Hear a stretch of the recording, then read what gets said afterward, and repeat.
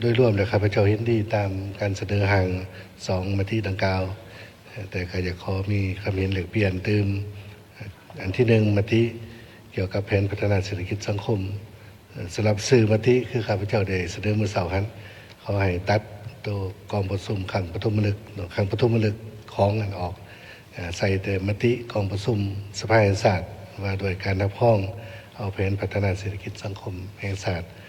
ปีครั้งที่10 2026-2030สำหรับเนื้อในอาจจะมีบางมาตราโดยเฉพาะเวียกงานโยธาธิการขนส่งข้อที่2จำ3หนา4เกี่ยวกับการพัฒนาทางบกให้สำเร็จและการเปิดขึ้นใหม่นี้ขอเพิ่มเป็น6แห่งเนาะอันที่1มันอยู่ท่าแขกแขวงขมวน2มันรักษาบุรีคำไส้3มันปากสั้นแขวงบุรีคำไส้อยู่ครัวมิตรภาพ5ที่5ก็เปิดทางนึงนี้4เป็นโลหะบาง5ห้วยไส้แขวงบ่อแก้ว6เป็นนาเต้ยแขวงโลน้ำทาแต่พร้อมเดียวกันนั้นอยู่ในมัดขอดังกล่าวนี้อยู่ในวรรคสุดท้ายย้อนหาสุดท้ายการขยายระบบน้ำประปาอยู่ในนี้มันมีรัฐบาลกำหนดไว้ในปี2030และก็สุขภิบาลในวงเล็บการนำเปื้อนนี้มาอ่านเบิ่งการนำเปื้อนอยากซับซ้อนได้หนึ่งอยากขอเพิ่มว่าการบำบัดนำเปื้อนเพื่อความเข้าใจง่ายพอนำเปื้อนพอเฮาบ่อยากเอาไว้ต้องแก้ไขและพร้อมเดียวกันนั้นก็ใน2จำ4เรื่องงานเทคโนโลยีการสื่อสารย้อนหน้าที่2สร้างสวนอุทยานดิจิทัลให้ได้3แห่งตัวนี้ก็คณะอุทยานเนี่ยมันอยากเข้าใจไปเบื้องทั้งเบื้องสังคมหลายกว่าเนาะเพื่อคนเอาไปพักผ่อนบ่ไปย้อนใจอย่างต่าง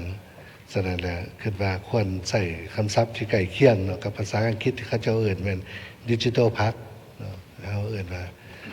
แต่ว่าความล่าเขาเพื่อความเข้าใจครับพระเจ้าเสนอให้ใส่ว่าเขตเทคโนโลยีดิจิทัลเนาะกับภาษาอังกฤษก็เป็นดิจิทัลเทคโนโลยีโซนเนาะแต่ว่าการเนื้อในความหมายอาจจะเข้ากันได้เนาะฉะนั้นคำภาษาเกินดิจิทัลพาร์คตามภาษาอังกฤษก็ได้เนาะอันนี้ขอให้ทั้งคณะอภิสอบคนขวาตืมเลขมาตราที่2เนาะมาตราที่2นี่บูว่าอยู่ในอันนี้อาจจะเป็นฉบับเก่าเนาะเพราะว่าบรรดานาเวียกอยู่ในนี้มี15นาเวียกเนาะแต่ว่าทางกองเลขาได้อ่านมี13แต่ว่าก็ขอให้กวดเบิ่งตืมคำศัพท์เป็นต้นเป็นว่าเรื่องอยู่ในข้อที่1เนาะอยู่ในประโยคแถวสุดท้ายเรื่องการสร้างเศรษฐกิจเอกราชเป็นเจ้าตนเองในระยะใหม่เป็นเจ้าตนเองในการเสื่อมโยงเสื่อมจอดด้วยการนำใส่ท่าแห้งของศูนย์กลางและท้องถิ่นตัวนี้นี่จะขอปรับปรุงว่าด้วยการนำใส่ท่าแห้งสังรวมของศาสตร์และของท้องถิ่นและอยู่ในข้อที่1ต่อของข้อ2ข้อ1หน่อยของข้อ2นี้เกี่ยวกับเรื่องการคุ้มครองอัตราแลกเปลี่ยนคุ้มครองราคาสินค้าที่จำเป็นในการดำรงชีวิตต่างๆนั่นแหละโดยสืบต่อจะตั้งปฏิบัติมาตรการการผลิตการเงินและเงินตราหลังจากการผลิตแล้วอยากเสนอให้เพิ่มเป็นการบริการเติม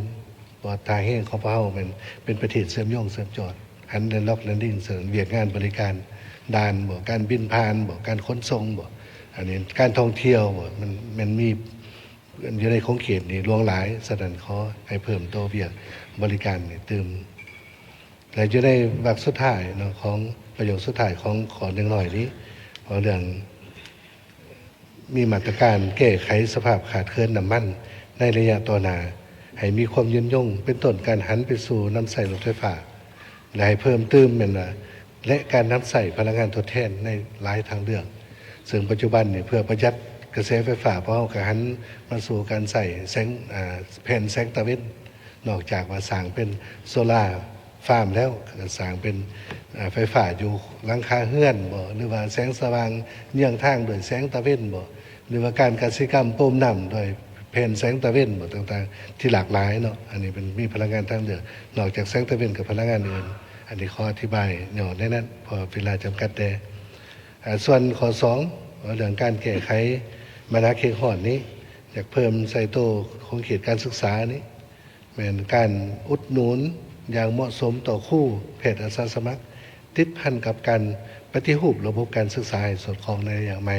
พอรัฐบาลมีแผนจะปรับปรุงหลักสูตรสามัญศึกษาจาก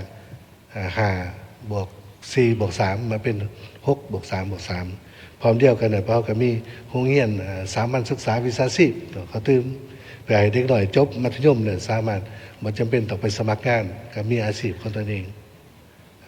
เพื่อลดผ่อนการแก้ไขปัญหาสังคมส่วนคำศัพท์อยู่ในข้อที่3เนาะต่อไปเรื่องการปรับปรุงบูรณะซ่อมแซมเส้นทางนี้